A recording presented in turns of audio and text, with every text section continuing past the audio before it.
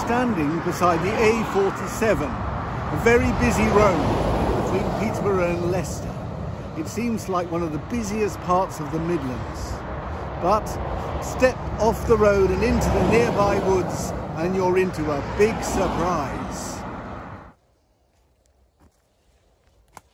As soon as you enter the wood, you experience a dark but gentle ambush. Suddenly, you are in a mysterious place, free from time and sky, with frosted cobwebs over the forehead and danger under the foot, and your mind adrift in a floating and rustling arc.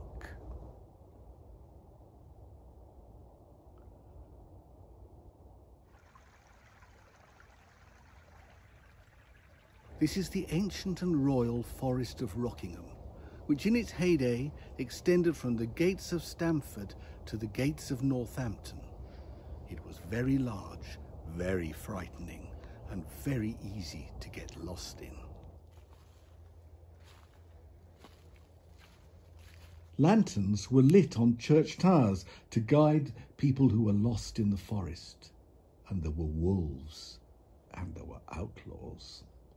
Where the highways traversed the forest, such as the medieval road between London and Nottingham, woodland was typically cut back to the width of an arrow shot to protect travellers from the likes of Robin Hood, who might otherwise come and get you. In the Middle Ages, we would have encountered the kings of England galloping through this place in pursuit of deer. In 1070, King William I ordered the building of Rockingham Castle as a base for hunting, from which the adjacent royal forest takes its name.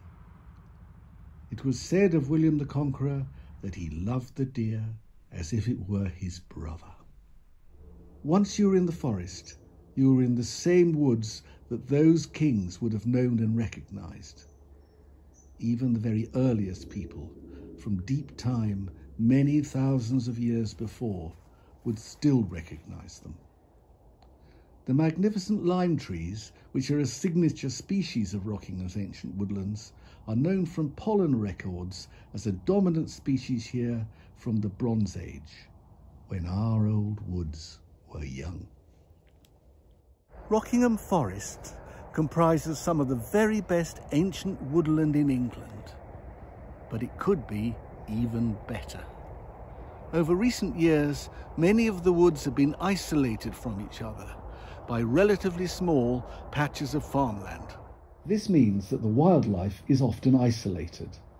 So the dormice can no longer leap from branch to branch, the adders can no longer slither, nor the wonderful purple emperor butterflies flutter down a continuous network of glades. Walkers and cyclists are also denied a linked-up experience of the once great forest. So, in 2020, the Rockingham Forest Vision was set up to work with landowners, communities and conservation bodies using increasingly available environmental grants to create new habitat links between the woods and bring the fabulous Forest of Rockingham back to life.